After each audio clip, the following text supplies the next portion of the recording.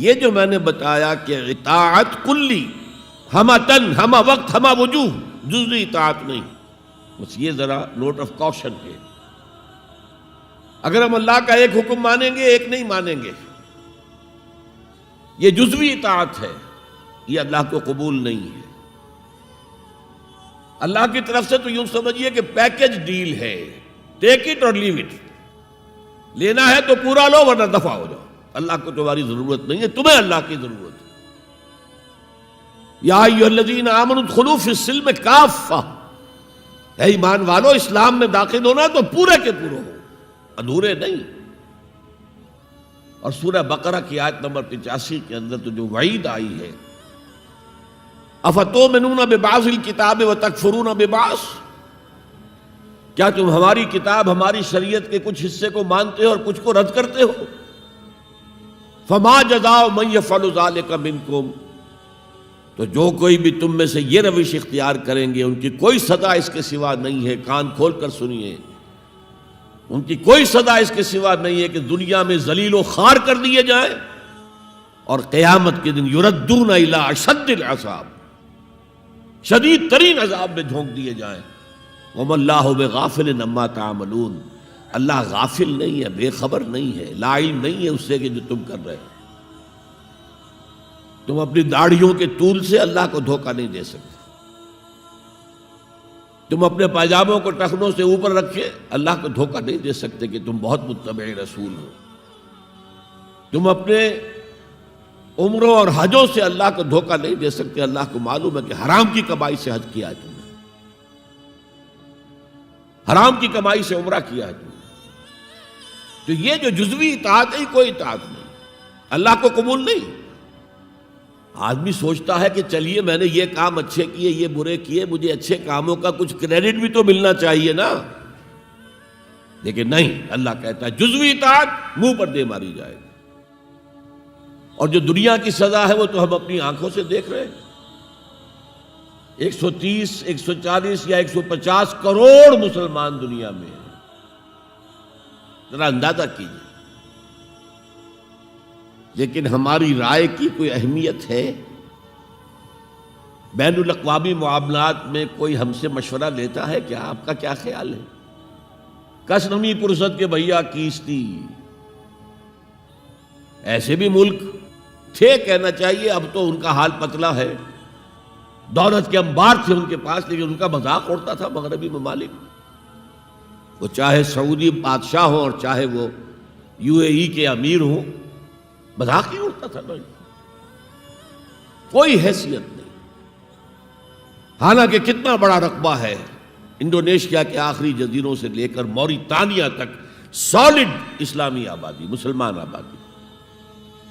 آپ کہیں گے کہ یہ بھارت جو ہے اس میں تو اکثریت تو نہیں ہے، لیکن 15 کروڑ یا 18 کروڑ تو آدمی یہاں موجود ہیں، لیکن کوئی عزت، کوئی حیثیت دنیاوی بین الاقوامی سطح پر۔ بہرحال یہاں بھی ہیں لوگ، کھاتے پیتے لوگ ہیں، ان کی اپنی کچھ عزت ہے اپنے معاشرے کے اندر، لیکن بحیثیت امت، بحیثیت قوم کیا حیثیت ہماری؟ تو الا خزی فی الحیات الدنیا، وہ تو ہماری نگاہوں کے سامنے موجود ہے۔ اب قیامت کے دن کے بارے میں جو دھمکی اللہ نے دی ہے، وَيَوْمَ الْقِيَامَةِ يُرَدُّونَ إِلَىٰ أَشَدِّ الْعَذَابِ، قیامت کے دن شدید ترین عذاب میں جھونک دوں گا۔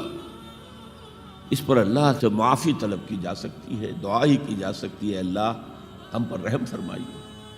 یہ میں نے آپ کے سامنے رکھا ہے فارمولہ، اللہ کی اطاعت جمع اللہ کی محبت، دے گو ٹو میک عبادت۔ یہی دو الفاظ آتے ہیں اللہ کے رسول کے لیے بھی صلی اللہ علیہ وسلم۔ اللہ کے رسول کی اطاعت یہ تو اسلام کا بنیادی تقاضا ہے، اطیعوا اللہ واطیعوا الرسول فإن تولوا فإن اللہ لا يحب الکافرین۔ اطاعت کرو اللہ کی، اطاعت کرو رسول کی، پھر اگر یہ منہ موڑ لیں تو اللہ کو ایسے کافر بالکل پسند نہیں، تو کفر کا فتویٰ ہو رہا ہے۔ لیکن اللہ کے رسول کی اطاعت کے ساتھ محبت کو جمع کیجئے۔ میں نے ابھی آپ کو حدیث سنائی ہے، حضور نے فرمایا لا یؤمن احدکم حتی اکون احب الیہ من والدہ وولدہ والناس اجمعین، تم میں سے کوئی شخص مومن ہو ہی نہیں سکتا جب تک کہ میں اسے محبوب تر نہ ہو جاؤں اپنے باپ سے، اپنے بیٹے سے اور تمام انسانوں سے۔ تو اللہ کے رسول کی اطاعت جمع اس کی محبت۔ اس محبت کے ضمن میں ایک واقعہ یاد آیا جس سے اندازہ ہوگا کہ کس قدر اپنائیت تھی، کتنا قرب تھا حضور کے اور حضرت عمر فاروق رضی اللہ تعالیٰ عنہ کے مابین۔ ایک مرتبہ حضور دریافت کرتے ہیں حضرت عمر سے، عمر تمہیں مجھ سے کتنی محبت ہے؟ اب آپ سوچئے، ذرا سا بھی مغایرت کا باریک سا پردہ بھی اگر کہیں ہو تو کیا یہ سوال کیا جا سکتا ہے؟ تو انتہائی قریبی شخص سے ہی کیا جائے گا، تمہیں مجھ سے کتنی محبت ہے؟ عرض کیا آپ مجھے دنیا کے ہر انسان سے بڑھ کر عزیز ہیں۔ فرمایا اور اپنی جان سے؟ اب ذرا سا توقف کیا حضرت عمر نے، الان ہاں اب میں یہ بھی کہتا ہوں کہ آپ مجھے میری جان سے زیادہ عزیز ہیں۔ تو حضور نے فرمایا اب آئے ہو مقام مطلوب پر۔ تو رسول کی اطاعت جمع محبت، اس کا نام ہے اتباع، پیروی کرنا۔ فرق کیا ہے؟ اطاعت کی جاتی ہے حکم کی، اور پیروی کی جاتی کسی کے نقش قدم کی، چاہے اس نے حکم دیا ہو چاہے نہ دیا ہو، جو وہ کرتا ہو کرنا، یہ ہے اتباع۔ یہ اطاعت سے بہت بلند شے ہو گئی۔ مثال کے طور پر یہ چھوٹی چھوٹی مثالیں، اصل اتباع کیا ہے وہ میں بعد میں عرض کروں گا۔ کوئی ایک صحابی بدو باہر سے آئے، ایک ہی دفعہ حضور کو دیکھا، حضور اس وقت اس حالت میں تھے کہ آپ کے بٹن جو ہے کھلے ہوئے تھے گریبان کے، انہوں نے پھر ساری عمر اپنے گریبان کے بٹن نہیں لگائے۔ میں نے اللہ کے رسول کو اس حال میں دیکھا ہے، میں تو ان کی پیروی کروں گا، حضور نے کوئی حکم تو نہیں دیا تھا۔ تو یہ جو محبت، شدید محبت کے تحت جو بات آئے گی اس کا نام اتباع ہے، اور اس اتباع کا مقام کیا ہے وہ آیت میں سنا چکا ہوں آپ کو۔ قُلْ إِن كُنتُمْ تُحِبُّونَ اللَّهَ فَاتَّبِعُونِي يُحْبِبْكُمُ اللَّهُ۔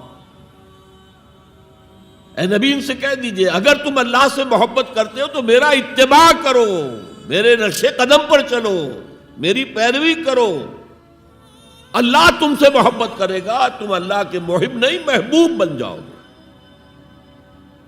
اور اگر کہیں کوئی لغزش ہو گئی، کوئی خطا ہو گئی، کہیں جذبات کی رو میں بہہ کر کوئی گناہ کر بیٹھے تو اللہ معاف فرما دے گا، اللہ بڑا غفور ہے، اللہ بڑا رحیم ہے۔ هي الحلقات تحفظني بآيات من القرآن، هي الحلقات تملأني بحب المصطفى العدنان.